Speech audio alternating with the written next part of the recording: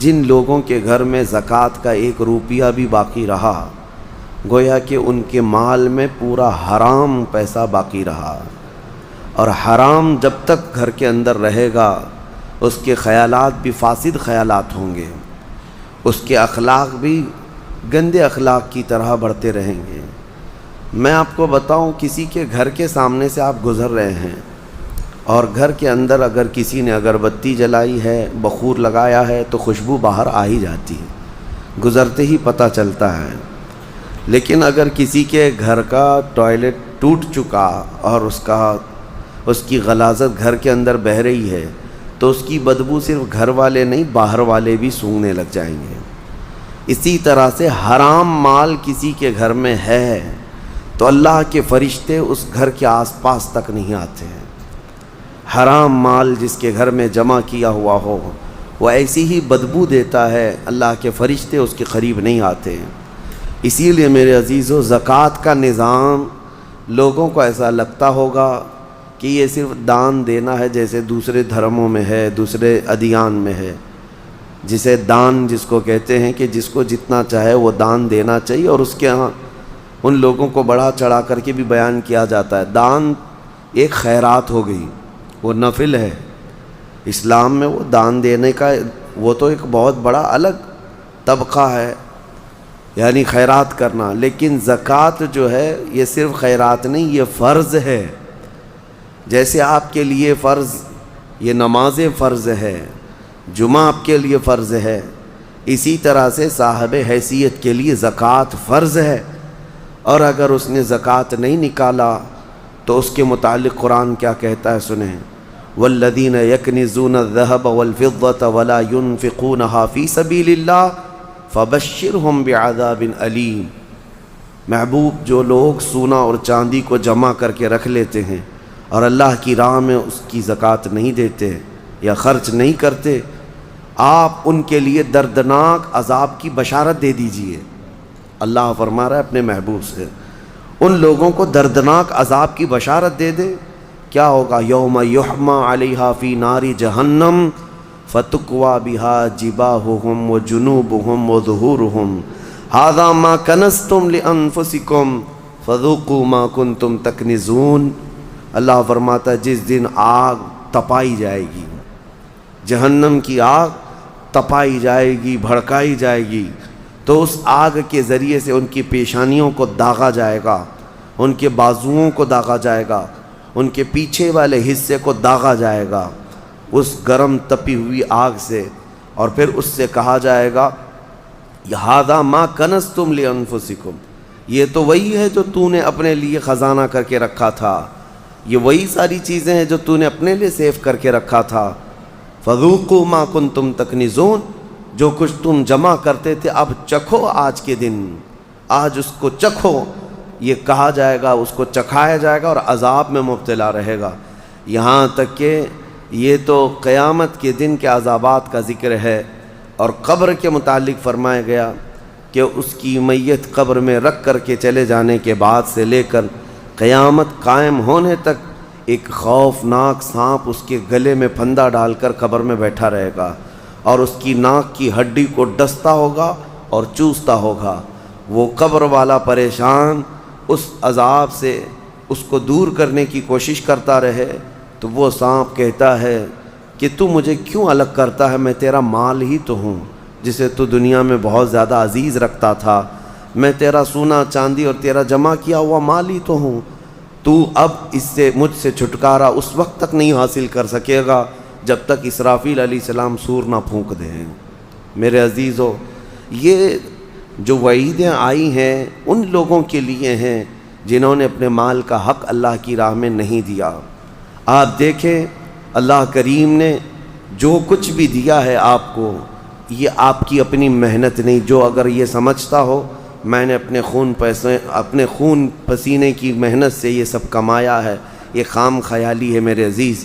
اللہ تبارک و تعالیٰ اگر نہ دینا چاہے، تمہاری ناک زمین پر گھس جاتی، وہ ایک سکہ بھی تجھے نہ ملتا۔ رب تعالیٰ کی یہ عنایتیں ہیں جو تمہیں مال دیا، لیکن جس نے دیا کیا تم سے اس نے پورے آدھے مال کا تقاضا کیا؟ رب تبارک و تعالیٰ نے یہ فرمایا کہ تم کو اگر 1,00,000 روپے کی قیمت کی کوئی چیز آج دنیا میں دی گئی تو 50,000 اللہ کی راہ میں دے دینا، یا 1/4 25,000 دے دینا، 1 پاؤ حصہ دے دینا۔ نہیں، دنیا تو تقاضا کرتی ہے پرسنٹیج کا۔ یہاں رب تبارک و تعالیٰ نے پورے سال میں، وہ بھی انکم پر نہیں، سیونگ پر۔ یاد رکھو، دنیا کی جو ٹیکس ہیں، جتنی بھی ڈپارٹمنٹ ہیں، وہ تمہارے انکم پر ٹیکس لگاتی ہیں۔ انکم جتنی ہو رہی ہے اس پر ٹیکس ہے۔ انکم ٹیکس کیا ہے؟ آپ جتنا کما رہے ہیں اس پر ٹیکس آتا ہے۔ لیکن میرا مولا تمہارے انکم پر نہیں، تم سال میں کروڑ روپے بھی کماتے کیوں نہ ہو، لیکن اگر بچتا کچھ نہیں ہے تو زکوٰۃ کچھ بھی نہیں، زکوٰۃ کچھ بھی نہیں ہے۔ ہاں، جو سیونگ ہے تمہارے پاس، جو بچی ہوئی چیز ہے، اس کے لیے رب تعالیٰ فرماتا ہے جو بچا کر تم نے رکھا ہے، اب اس کا آدھا نہیں، اس کا پاؤ نہیں، اس کا 10واں حصہ نہیں، اس کا 20واں حصہ نہیں، بلکہ اپنے پورے مال کا 40واں حصہ 2.5% صرف اللہ کی راہ میں ادا کیا کرو۔ باقی 97.5% تمہارے پاس سیف رہتا ہے، 97.5% تمہارے پاس۔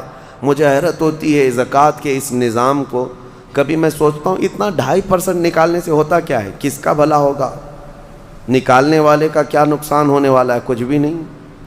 اور جس کو دے رہے ہیں اس کا کیا ہوگا؟ نہیں۔ یہ رب ذوالجلال کی حکمت بالغہ ہے۔ آپ کو میں بتاؤں، رسول اقدس صلی اللہ تعالیٰ علیہ وسلم کے زمانے میں جو غربت تھی مدینے کی، وہ ایسی غربت تھی کہ صحابہ کے پاس پورا جسم چھپانے کے کپڑے بھی نہیں تھے۔ کسی کے پاس 2 کپڑے، کسی کے پاس 1 کپڑا، اور کھانے پینے کی اشیاء کی ایسی قلت تھی کہ وہ صرف 1 یا 2 کھجور پر پورا دن گزار لیتے تھے۔ ان کے پاس ہتھیار خریدنے کے لیے پیسے نہیں تھے، جو جنگوں میں ایسی لکڑیاں لے کر چل پڑتے تھے۔ غربت کا عالم یہ تھا۔ آپ کو میں بتاؤں، جنگ بدر جو ہوئی ہے 17 رمضان المبارک کو، 313 صحابہ میرے آقا کے ساتھ گئے تھے بدر کی وادی تک، 160 کلومیٹر۔ لیکن آپ کو پتہ ہے ان 313 صحابہ کے درمیان صرف 4 گھوڑے تھے، 4 گھوڑے۔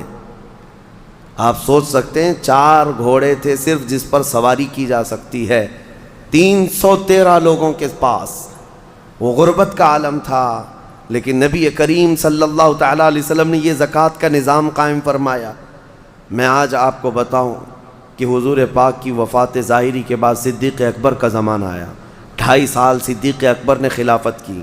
اس کے بعد سیدنا عمر ابن خطاب کا زمانہ آیا۔ اب دور خلافت عمر میں حضرت عمر فاروق کی خلافت کا دور ہے۔ اب زکوٰۃ کا نظام بڑھ چکا تھا، اسلام کی سرحدیں بھی بہت دور ہو چکی تھیں، بہت پھیل چکی تھیں۔ یمن کے گورنر سیدنا معاذ ابن جبل رضی اللہ تعالیٰ عنہ، صحابی رسول ہیں، وہاں کی زکوٰۃ کلیکٹ کرتے ہیں اور وہ زکوٰۃ مدینہ بھیجتے ہیں حضرت عمر کے پاس، خط لکھ کر کے، امیر المومنین، یمن کے غنی حضرات کی یہ زکوٰۃ ہے، فقرائے مدینہ میں اس کو تقسیم کر دیا جائے۔ جب مال مدینے پہنچا، سیدنا عمر فاروق رضی اللہ تعالیٰ عنہ نے لیا، مدینے میں اعلان کیا کہ یمن سے زکوٰۃ آئی ہے، جو مستحقین ہیں وہ آ جائیں۔ 3 دن تک مسلسل اعلان ہوتا رہا، مدینے میں ایک آدمی بھی زکوٰۃ لینے والا رہا ہی نہیں۔ ہر ایک اتنا کیپیبل ہو چکا تھا کہ زکوٰۃ دینے والے تھے، مدینے میں لینے والا کوئی تھا ہی نہیں۔ یہ اتنا جلدی کیسے ریولیشن آیا؟ اس غریبی سے کیسے لوگ اس منزل تک پہنچے؟ حضرت عمر فاروق رضی اللہ تعالیٰ عنہ نے پوچھا کہ مدینے میں کوئی آنے والا نہیں ہے زکوٰۃ لینے کے لیے؟ یہ وہی مدینہ ہے، جب آئے تھے تو ان کو پانی کی قلت تھی، پانی بھی نہیں پی پا رہے تھے، پیسے دے کر خریدنا پڑتا۔ تو پھر حضرت عمر نے خط لکھ کر کے واپس بھیجا حضرت معاذ بن جبل کو کہ مدینے میں کوئی بھی اب زکوٰۃ کا مستحق نہیں رہ گیا، لہٰذا یمن کے فقیروں میں ہی اس کو تقسیم کر دو۔ حضرت معاذ بن جبل کے پاس یہ مال دوبارہ گیا اور انہوں نے دوبارہ پھر خط لکھ کر کے بھیجا کہ حضور پورے یمن میں بھی کوئی فقیر نہیں رہ گیا۔ یہ نظام مصطفیٰ ہے، یہ نظام مصطفیٰ ہے۔ تم سمجھتے ہو 2.5% سے کچھ نہیں ہوتا؟ بہت بڑا ریولیشن آتا ہے، بہت بڑا انقلاب آتا ہے، کیونکہ یہ حکم اللہ کا ہے، اور جب یہ صحیح جگہ پر پہنچے گی تو رب ذوالجلال رب ذوالجلال وہ اس کی شان قدرت ہے کہ اس کس غریب کو اٹھا کر غنی بنا دے۔ میرے عزیزو، آج کئی نظام درہم برہم ہے، ہماری زکوٰۃ کا نظام بھی درہم برہم ہے۔ بعض لوگ تو زکوٰۃ کو چاہتے ہی نہیں کہ نکالیں، نعوذ باللہ، وہ عذاب الہی کے شکار ہوں گے۔ وہ چاہے 1 روپیہ بھی بچا کر کے جائیں تو پھر ان کے اوپر یہ قرضہ چڑھا ہی رہے گا مرنے تک، اور موت کے وقت جو اس کے لیے سختیاں ہیں یہ مال کی وجہ سے، اللہ بچائے۔ کچھ کا تو زکوٰۃ پر ایسا معاملہ ہے کہ وہ دینا نہیں چاہتے، اور کچھ ایسے ہیں جو دے تو لیتے ہیں لیکن کہاں دینا ہے یہ نہیں معلوم۔ اس کی وجہ سے یہ نظام ایسا ہو گیا، مستحقین تک زکوٰۃ پہنچتی نہیں، اور کسی جگہ زکوٰۃ جا کر کے جام ہو جاتی ہے، کسی جگہ زکوٰۃ ایک ہی جگہ جا رہی ہے اور وہاں سیف ہوتی گئی، اور جو مستحق تھا وہ مستحق ہی رہ گیا۔ اصل مسئلہ جو ہمارے بیت المال کا تھا وہ نظام ہی نہیں ہے۔ پہلے بیت المال ہوا کرتا، امیر المومنین جو ہوتے وہ سب کی زکوٰۃ کلیکٹ کر کے بیت المال میں جمع کرتے، اور پھر جتنے بھی فقراء ہوتے تھے ان کا رجسٹر ہوتا تھا کہ کون کون مستحق ہے، اور ان کو سال پر فوکس کر کے بیت المال سے دیا جاتا۔ اگلے سال تک وہ فقیروں کا نام رجسٹر میں ہوتا ہی نہیں تھا، کیونکہ ان کو اتنا دیا جا چکا ہوتا کہ وہ اپنا کاروبار کر رہے ہوتے، اپنی تجارت لگا چکے ہوتے، اور دوسرے سال وہ خود اپنی زکوٰۃ لے کر کے بیت المال میں آتے تھے۔ یہ نظام تھا۔ بہرحال عزیزان گرامی وقار، جتنا بھی ہمارے پاس اب بچا ہے نظام، اس میں اللہ رب العزت کے حضور جانے سے پہلے اپنے مال کو اس کی راہ میں اس کے حکم کے مطابق ادا کر دو، ورنہ جو عذاب الہی قارون کو آیا تھا، آپ کو پتہ ہوگا، قارون دنیا کا سب سے بڑا مالدار آدمی، اللہ تعالیٰ نے اس کو بے حساب دولت دی تھی۔ اسی سے سوچو آپ کہ اس کے خزانے اتنے تھے کہ خزانوں کی چابیاں 70 اونٹوں پر لاد کر لی جاتی تھیں، خالی چابیاں رکھنے کے لیے 70 اونٹ لگ جاتے تھے، تو پھر خزانے کتنے رہے ہوں گے۔ بے حساب اللہ نے اسے مالک بنایا تھا دنیا کا، لیکن جب زکوٰۃ کا حکم آیا حضرت موسیٰ علیہ السلام پر، تو اس نے آنا کانی شروع کی کہ ایسا اتنا مال چلا جائے گا، اتنے خزانے تو زکوٰۃ میں جا رہے ہیں۔ موسیٰ علیہ السلام نے اس کے لیے رعایت کی درخواست کی، تو رب تعالیٰ نے کتنی رعایت کی پتہ ہے؟ کہ قارون کے لیے زکوٰۃ اتنی کہ وہ 1000 میں 1 روپیہ دے، 1000 میں 1 روپیہ دے۔ آج آپ 100 میں 2.5 روپیہ دیتے ہیں، اور اتنے بڑے مالدار کو، کیونکہ رب تعالیٰ بہتر جانتا تھا، جب اس نے اس کا بھی کیلکولیشن کیا تو کئی خزانے زکوٰۃ میں نکل رہے تھے۔ اب اس کا دل نہیں مانا کہ اتنے میں خزانے کسی کو مفت میں یوں ہی دے دوں۔ مال ایک ایسی چیز ہے جب کسی کے دل پر یہ غلبہ کر جاتی ہے تو وہ اپنے باپ کو بھی نہیں تسلیم کرتا، نہ اپنے بیٹے کو تسلیم کرتا۔ اسی لیے میرے آقا صلی اللہ علیہ وسلم نے فرمایا، مال کے طلبگار کتے کی طرح ہیں۔ کتا جو ہے مردہ کھانے کے لیے جاتا ہے، پورا بیل کھا تو نہیں سکتا لیکن دوسرے کتے کو برداشت بھی نہیں کر پاتا، کھاتا تو نہیں ہے پورا، لیکن کوئی دوسرا کتا آئے تو بھونکنے لگے گا، دانت نکالے گا، اس کو چیخ مارے گا۔ یہ حدیث پاک میں مثال اللہ کے حبیب نے فرمائی ہے کہ دنیا کا طلبدار کتے کی طرح ہے، اور دنیا مردار ہے۔ اس مردار کو کھانے کے لیے جتنے جھپٹ پڑے ہیں وہ اپنے سگے بھائیوں کو بھی اپنے کاروبار میں برداشت نہیں کر پاتے، شریک اس کو پارٹنر برداشت نہیں کر پاتے۔ میں یہ عرض کر رہا تھا قارون کے متعلق، اس نے موسیٰ علیہ السلام پر زنا کی تہمت لگانے کا ارادہ کر لیا کہ میں ان کو ڈیمیج کر دوں گا تاکہ پوری قوم میں ان کی امیج گر جائے، ختم ہو جائے۔ لیکن موسیٰ علیہ السلام پر وہ تہمت لگا نہ سکا۔ جس عورت کو اس نے پیسے دے کر خریدا تھا وہ عورت بول پڑی کہ مجھے قارون نے اتنے پیسے دیے موسیٰ پر تہمت لگانے کے لیے۔ حضرت موسیٰ علیہ السلام کو جلال آیا، آپ نے صرف اتنا حکم کیا کہ اے زمین قارون کو نگل جا۔ زمین پھٹ گئی، قارون اندر جانے لگا۔ عذاب کو اپنی آنکھوں سے دیکھنے کے بعد بھی مال کا جو حریص ہوتا ہے، لالچی ہوتا ہے، اس کی طلب کیا رہ جاتی ہے پتہ ہے؟ اس وقت جب زمین اسے نگل رہی ہے، وہ موسیٰ علیہ السلام سے یوں کہتا ہے، اے موسیٰ تم مجھے دھسا کر میرے خزانوں پر قبضہ کرنا چاہتے ہو، میرے مال پر تم قابض ہونا چاہتے ہو؟ موسیٰ علیہ السلام نے کہا، اے زمین رک جا، ٹھہر جا۔ وہ جتنا دھسا تھا وہیں رکا، پھر آپ نے حکم فرمایا زمین اس کے پورے خزانوں کو نگل جا. زمین پھٹ گئی اور ایسے اس کے خزانے ریت بن گئے، پورے دھس گئے. آج بھی وہ مصر میں بحیرہ قارون نام سے فیوم کی ایک جگہ میں موجود ہے، ایک سمندر کی طرح دکھتا ہے جس پر پورا پانی ہے آج، جہاں اس کے خزانے غرق کر دیے گئے تھے. اور اس کے بعد پھر موسیٰ علیہ السلام نے حکم دیا زمین اس کو بھی نگل جا. وہ ہمیشہ کے لیے زمین بوس ہو گیا، ختم ہو گیا. اور اس کا ذکر قرآن پاک میں بھی اللہ تعالیٰ نے فرمایا وَآتَيْنَاهُ مِنَ الْكُنُوزِ، ہم نے اس کو خزانے دیے تھے. لیکن اللہ کی راہ میں جب دینے کی بات آئی تو پھر دل پسیج گیا، اور دل کے اندر نہ جانے کیسے کیسے خیالات آئے کہ میں نہیں دوں گا. آج جس کو مال کی محبت غالب ہو گئی اس کا حشر قارون کے ساتھ ہوگا قیامت کے دن، وہ قارون کے ساتھ اٹھایا جائے گا. میرے عزیزو، مال دینے سے کبھی کم نہیں ہوتا. میں آپ کو بتاؤں 1400 سال کے بعد بھی آج بھی مدینہ طیبہ میں حضرت عثمان غنی کا اکاؤنٹ چل رہا ہے. پتہ ہے آپ کو؟ ان کے نام کی آج بھی ہوٹل ہے، وقف عثمان بن عفان. ان کا خریدا ہوا کنواں آج بھی موجود ہے مدینے میں. ان کے پیسے ابھی ختم نہیں ہوئے، ان کے پیسوں سے میونسپلٹی کا خرچہ آج بھی نکالا جاتا ہے مدینے کا. 14 صدیاں گزر گئی لیکن مال ابھی تک ختم نہیں ہوا عثمان ابن عفان رضی اللہ تعالیٰ عنہ کا. سنا ہے کہ ان کا کھاتا بھی چلتا ہے اور اس کو ہمیشہ ترقی دی جاتی رہتی ہے. میں یہ پوچھنا چاہتا ہوں میرے عزیزو، اللہ کی راہ میں دینے والے وہ عثمان ابن عفان جن کے لیے میرے آقا صلی اللہ علیہ وسلم نے دعا کی تھی جب جیش العسرہ جنگ تبوک میں جا رہے تھے. نبی پاک صلی اللہ تعالیٰ علیہ وسلم نے اعلان فرمایا کوئی ہے جو اللہ کی راہ میں اپنا مال خرچ کرے؟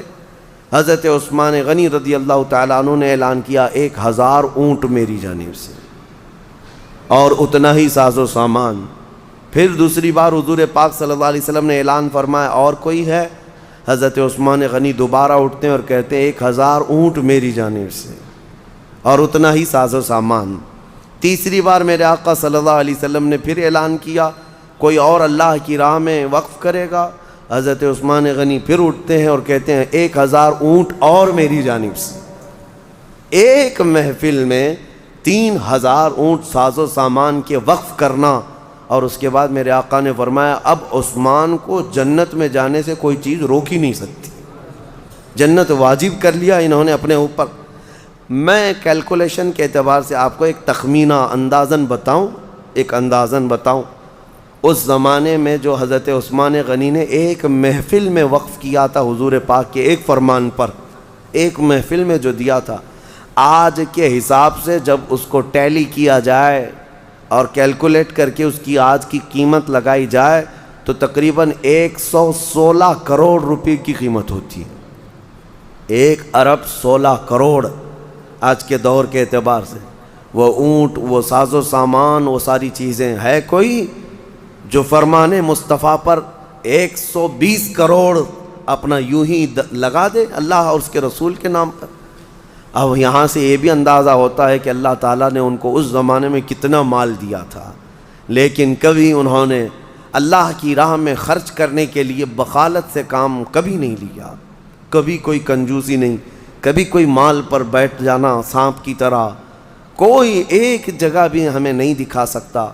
حتیٰ کہ ایک تجارت انہوں نے جو کی تھی، اللہ اکبر، وہ ایسی تجارت کہ مدینے میں جو ہے یہودی بڑے پیسے والے تھے. آج بھی پوری دنیا کو کریڈٹ پر جو چلا رہے ہیں یہ یہودی ہیں. ملٹی نیشنل کمپنیاں سب یہ اپنے پاس رکھتے ہیں، ورلڈ بینک ان کے پاس ہیں. پوری دنیا کی بڑی بڑی کمپنیاں جو آج آپ کو نظر آتی ہیں، وہ الیکٹرانک تمام چیزوں کو لیں یا پھر کھانے پینے کی چیزوں کو لیں یا استعمال کی چیزیں، بڑے لیول کی کمپنیاں جن پر یہ ڈیرا ڈال کر بیٹھے ہوئے ہیں. اور ان کا حال یہی ہے کہ لوگوں کو سود پر دو اور ان کا پورا مال کھینچ لو. اب ہر چیز پر کریڈٹ ہے نا. آپ کو تو کوئی چھوٹا سا سامان بھی لینا ہے تو آپ کو ادھار دے دیا جائے گا اور اس کے بدلے آپ کو سود لے لیا جائے گا. یہودیوں کے یہ فطرت میں برسوں سے ہے، آج سے نہیں.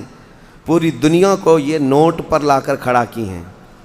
پہلے نوٹ یہ پیسے نہیں تھے، یہ جو کاغذ کی نوٹ آج آپ دیکھتے ہیں یا اگر حکومت نے کہہ دیا کہ آج سے اس کی ویلیو نہیں تو کل سے تو اس کو کچرا اٹھانے کی بھی کام میں نہیں آئے گی، اس نوٹ کی قیمت کچھ نہیں ہے، صرف گورنمنٹ مانتی ہے کہ اس کی اتنی مالیت ہے تو ہم بھی چلا لیتے ہیں، ورنہ فی نفسی ہی اس نوٹ کی کوئی ویلیو نہیں۔ پہلے جو سکے ہوتے تھے وہ سونے اور چاندی کے ہوا کرتے، حکومت آئے جائے لیکن سونے کی اپنی قیمت تو ہوتی تھی۔ کوئی حکومت چلی بھی جائے، سونے کے سکے آپ کے پاس ہیں، چاندی کے سکے آپ کے پاس ہیں، بس اس کا نقشہ ہی تو مٹانا ہے، میلٹ کر کے دوسرا بنا لیتے ہیں۔ لیکن انہوں نے پوری دنیا سے یہ درہم و دینار کو ختم کیا اور نوٹ پہ لا کر کھڑا کیا۔ اس کی وجہ یہی تھی کہ نوٹوں کے ذریعے سے ان کو اتنا مالدار بنایا جائے۔ اچانک ایک دن جیسے یہاں اعلان ہوا تھا، کہہ دیا جائے کہ نوٹوں کی کوئی ویلیو نہیں ہے، سب کے سب فقیر ہو جائیں گے، سب کے سب فقیر، کسی کے پاس کچھ نہ رہے۔ اس زمانے میں مدینہ طیبہ میں یہ یہودی یوں کرتے تھے کہ جو تجارت کا قافلہ ملک شام سے آتا تھا مدینے میں مال بیچنے کے لیے، تو یہ مدینے سے کچھ میل دور جا کر کے پورا مال خرید لیتے تھے اور خرید کر کے مدینے میں لا کر کے اس کو جمع کرتے، پھر 8-10 دن کے بعد اس مال کو ڈبل ٹبل نہیں، پتہ نہیں کتنے کتنے داموں سے یہاں مدینے والوں کو بیچتے تھے۔ بہت مہنگی چیزیں یہاں مدینے میں بیچتے، لوگ مجبوراً وہ سامان خریدتے۔ ایسے حالات تھے۔ ایک بار ہوا یہ کہ حضرت عثمان غنی کو جب یہ چیزیں، ان کی حالتیں معلوم تھیں، تو قافلہ ملک شام سے تجارت کا آ رہا تھا، ابھی بہت دور تھا، حضرت عثمان غنی نے جا کر پورا قافلہ خرید لیا، پورا مال خرید لیا، اور خرید کر کے جب مدینے آئے، یہودیوں کو پتہ چلا کہ ہم تو لیٹ ہو گئے ہیں۔ اب پھر سب کے سب دوڑے دوڑے آئے حضرت عثمان غنی کے پاس، دیکھو تمہارا تو یہ کام ہے نہیں، ہم برسوں سے یہ کام کر رہے ہیں، تم اپنا یہ مال بیچ دو۔ حضرت عثمان غنی نے کہا میں نے خریدا ہے، اب میں بیچوں گا، میں تجارت کے لیے لیا ہوں۔ کہا ٹھیک ہے، تجارت تم نفع کما لینا، کتنے میں لیے تھے اس کا ڈبل ہم سے لے لو، جتنے میں لیے تھے اس کا ڈبل ہم سے لے لو، یعنی اگر تم نے 1 لاکھ کی یہ پوری مالیت کا قافلہ خریدا ہے تو ہم سے 2 لاکھ لے لو۔ حضرت عثمان غنی نے کہا کہ میں اتنے کم نفع میں نہیں بیچوں گا اپنا مال۔ تو پھر وہ بحث و مباحثے کے بعد بڑھاتے ہیں، اچھا 2 گنا لے لو، 1 لاکھ روپے کی قیمت کا ہے تو ہم سے 3 لاکھ روپے لے لو، 2 نہیں 3 لاکھ روپے لے لو۔ حضرت عثمان غنی نے کہا نہیں، میں اتنے کم نفع میں نہیں بیچوں گا۔ پھر بحث ہوتی رہی، 3 گنا پر آئے۔ اب اسی سے اندازہ لگاؤ کہ وہ 3 گنا حضرت عثمان غنی سے خرید رہے ہیں تو پھر مدینے والوں کو کتنوں میں بیچیں گے؟ تو حضرت عثمان غنی اس پر بھی انکار کر گئے کہ نہیں، میں 3 گنا زیادہ پہ بھی مال نہیں بیچوں گا، مجھے اور نفع چاہیے، اور نفع چاہیے، میں تو زیادہ نفع کے لیے اس کو خریدا ہوں۔ وہ بحث کرتے کرتے کرتے شام ہو گئی اور 5 گنا تک آ گئے اور دھمکی دینے لگے کہ ہم نے اتنے نفع میں تمہارے مال کی بولی لگائی کہ اب دوسرا کوئی تمہارا مال خریدے گا ہی نہیں۔ حضرت عثمان نے کہا مجھے کچھ فرق نہیں پڑتا، مجھے کچھ نہیں فرق پڑتا۔ تو جاتے جاتے کسی یہودی نے کہا 10 گنا زیادہ پہ دے دو گے؟ 1 لاکھ کا مال 10 لاکھ میں دے دو گے؟ حضرت عثمان غنی نے کہا جاؤ تم اپنے گھر، میں اتنے کم نفع میں نہیں بیچنے والا۔ یہ کیا بات ہوئی؟ بہت باتیں بنائی حضرت عثمان غنی کے خلاف یہودیوں نے۔ اس کے بعد 1 دن گزرا تھا، مدینے کے ایک میدان میں پورے قافلے کا غلہ، تجارت کا مال سب اتار دیا گیا۔ حضرت عثمان غنی رضی اللہ تعالیٰ عنہ مدینے میں آئے اور عام اعلان کیا جس کو جس مال کی ضرورت ہے وہ اس میدان میں آئے اور مفت میں لے کر چلا جائے، جس کی جو ضرورت ہے۔ حضرت عثمان غنی کے اس اعلان پر غربائے مدینہ، فقرائے مدینہ ٹوٹ پڑے، جن کو جس غلے کے اناج کی ضرورت تھی وہ بھر بھر کر لے کر چلے گئے۔ شام ہوئی تو یہودی آئے اور پوچھنے لگے عثمان یہ کیا کیا تم نے، یہ کیا کیا تم نے؟ ہم 10 گنا زیادہ پر مال خریدنا چاہتے تھے اور تم نے اونے پونے پتہ نہیں مفت میں کیوں بانٹ دیا؟ حضرت عثمان نے کہا میں نہیں کہتا تھا کہ میں زیادہ نفع چاہتا تھا، تم اتنا نفع نہیں دے سکے، کہا تم تو مفت میں دیے۔ کہا کس نے کہا؟ جھوٹ بات ہے، میں نے مفت میں دیا، میں نے اللہ کے ہاتھ 70 گنا زیادہ فائدے میں بیچا ہے، 70 گنا فائدے میں نے بیچا ہے اپنا مال، اور وہ بھی میرا خریدار خلاق کائنات رب العالمین ہے جو وعدہ خلافی نہیں کرتا۔ یہ عثمان غنی کا یقین اور توکل تھا اپنے رب کی ذات پر، کیونکہ قرآن میں اللہ نے فرمایا مثل الذین ينفقون اموالهم فی سبیل اللہ कमथलि हब्बतिन अंबतत सबअ सनाबिल फी कुल्ली सुम्बुलतिन मिअतु हब्बा। उन्हीं की शान में ये आयतें नाजिल हुई थी, हज़रत उस्मान की शान में ये आयतें नाजिल हुई। अल्लाह फरमाता उन लोगों की मिसाल जो अल्लाह की राह में देते हैं ऐसे ही है जैसे किसी ने फलियों की एक बीज बोई ज़मीन पर। फली जानते हैं जिसमें लंबी लंबी फलियां होती हैं। अल्लाह ताला फरमाता है फलियों का बीज किसी ने बोया और फिर जब वो पौधा उग आया तो उस पौधे में 70 बालियां निकलीं, 70 फलियां निकलीं और हर फली में 100 बीज, हर फली में 100 बीज। एक बीज डाला था, 70 फलियां निकली और हर फली में 100 बीज। अल्लाह फरमाता है कि इसका मतलब ये हुआ कि एक बीज डाला तो 70 फलियां नहीं आई बल्कि 700। और अल्लाह तबारक व तआला फरमाता है उससे भी ज़्यादा रब तबारक व तआला देने पर कादिर है। 700 नहीं, 7000, 70,000, इससे भी ज़्यादा देने पर रब ज़ुल जलाल कादिर है। अज़ीज़ान गिराम वक़ार, हमने इस निज़ाम को यूँ समझ लिया है कि एक फ़ैशन है, बरसों से चला आ रहा है। कुछ लोग जो है कुछ टावेल बांट दिए, किसी को लुंगियाँ बांट दिए, किसी को टोपियाँ बांट दी और समझते ज़कात हो गई, ज़कात हो गई। और कुछ औरतों को कपड़े बांट दिए, कि कुछ जगह पर जो है किसी को इफ्तार किट दे दिया, ये ज़कात हो गई।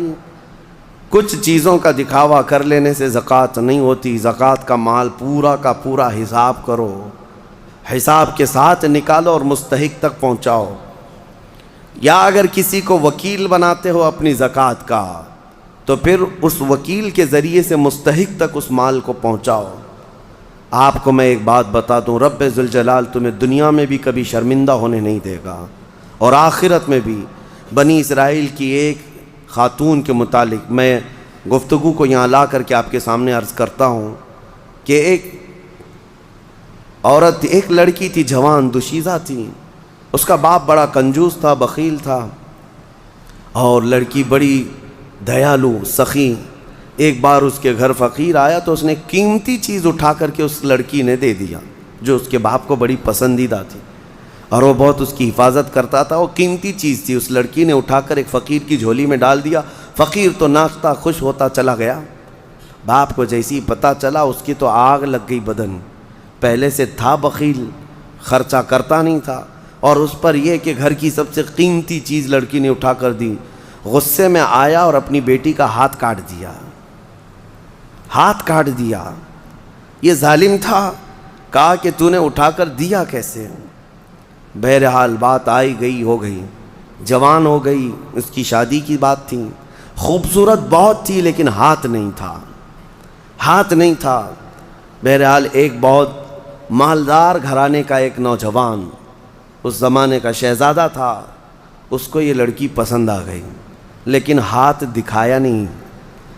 जब लड़की की पसंद चल रही थी या लड़के की मुँह दिखाई चल रही थी तो इसने हाथ अंदर छुपा रखा था, क्योंकि दिखाएंगे तो ऐब है और जल्दी कोई शादी नहीं करेगा। इसी पर वो पसंद कर लिया और शादी फिक्स हो गई।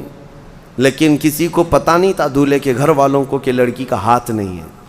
वो अपने जुब्बे में अंदर छुपाए रहती अपने कपड़ों में। फिर चंद दिनों के बाद जब शादी हुई, घर पहुँचे, दुल्हन को ले जा कर के वो अपने घर सजा संवार कर लाया। उसकी बड़ी अरमान थी, बड़ी खूबसूरत औरत मेरे घर आ रही, अखलाक की भी अच्छी थी, सीरत की भी अच्छी, सूरत की भी अच्छी। लेकिन रात को जब दस्तरखान पर बैठते हैं, अब हाथ तो था नहीं, सबके सामने खाना तो है और सीधा हाथ गायब है। कैसे निकाले हाथ, बाएं हाथ से खाए तो लोगों को पता चले। वो खामोश बैठी रही। अब उसे अंदाज़ा होने लगा कि मेरा ये ऐब खुल जाएगा, मैं कब तक इसको छुपा करके रखूँगी, कब तक। मेरे घर की माँ और मेरे घर की औरतों के कहने पर अब तक छुपा ही रही, लेकिन अब कब तक छुपाऊँ। उसकी आंखों में आंसू आ गए। फिर उसके बाद लोगों का इसरार बढ़ता गया कि चलो खाओ, खाना तो शुरू करो। उसके दूल्हा, उसके शोहर जो नए नए अभी शादी वाला था, उसने कहा कि मेरी रफ़ीक़ हयात, हाथ निकालो और खाना शुरू करो, हाथ निकालो। हाथ निकालने को तैयार नहीं। हाथ निकाले तो कैसे, टूटा हुआ हाथ है, मेरी शादी टूट जाएगी।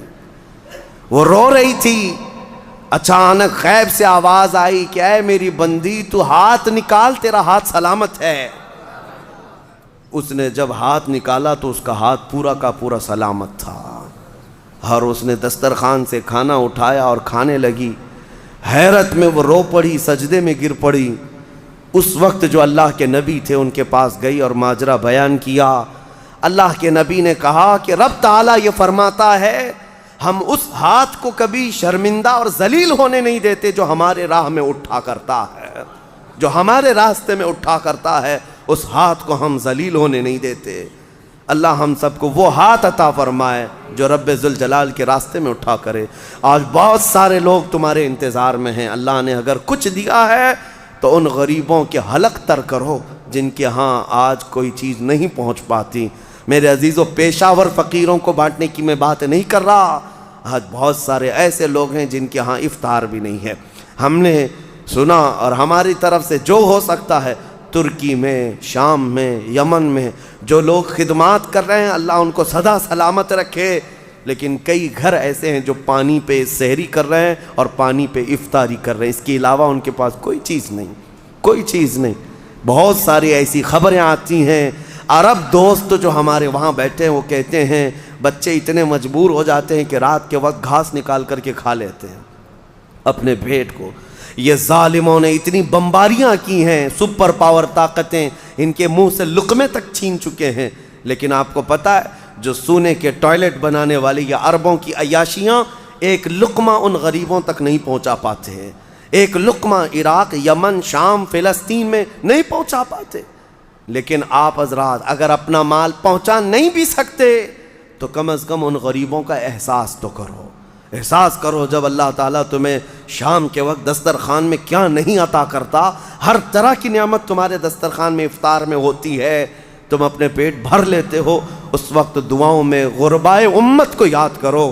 اے اللہ تیرے حبیب کی وہ بھی امت ہے جن کے حلق آج تر نہیں ہو پاتے، اور میرے دسترخوان کو تو نے نعمتوں سے بھر دیا ہے، طاقت و قوت ہے تو اپنا مال ان غربا تک پہنچاؤ اور اپنا مال نکالو، ورنہ یہ عذاب الہی کے بھی شکار ہوں گے اور تمہارا مال بے برکتی کا سبب بنے گا۔ چند دنوں کے بعد یہ مال ایسا ختم ہو جائے گا تمہیں پتہ ہی نہیں۔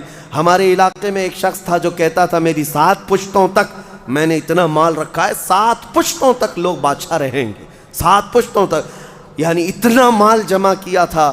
اچانک ایک حادثے میں انتقال ہوا، چند سالوں کے بعد اس کے چچیرے بھائی نے اس مال پر ایسا قبضہ کیا کہ اس کے سگے بیٹے کو کوئی مال نہیں ملا۔ آج بھی وہ شخص موجود ہے، 10-10 روپے کی بھیک مانگتا ہے، اسی بڑے مالدار کا آدمی، وہ اپنے پان کے لیے، اپنے کھانے پینے کے لیے 10 روپے کی بھیک مانگتا ہے، جس کا باپ کہتا تھا کہ 7 پشتوں تک میرا مال چلے گا۔ میرے عزیزو، رب تبارک و تعالیٰ کے چاہے بغیر کچھ نہیں چلے گا۔ آؤ اللہ رب العزت کی بارگاہ میں دعا کرتے ہیں کہ مولا کریم ہمیں دنیاوی مال اور حرص سے محفوظ فرمائے، اور رب قدیر ہمیں اس کی بارگاہ میں جانے کے وقت پاک و صاف اور ستھرا چہرہ لے کر جانے کی توفیق عطا فرمائے۔ مولا رمضان المبارک میں غربائے امت پر تو رحم فرما دے، یمن، شام، فلسطین، عراق، افغان، برما، جہاں جہاں مسلمان قسم پرسی کے عالم میں ہے، اے رب کائنات اس رمضان میں انہیں کشادگی عطا کر دے، ان کے لیے امن و امان پیدا فرما دے، ان کے دسترخوان کشادہ فرما دے، انہیں خوشحالی کی طرف لے آ۔ اے اللہ تیرے حبیب کی امت جو بلک رہی ہے اس کی تو دستگیری فرما۔ وصلی اللہ تعالی علی خیر خلق محمد وآلہ وصحبہ اجمعین، وآخر دعوانا ان الحمد للہ رب العالمین۔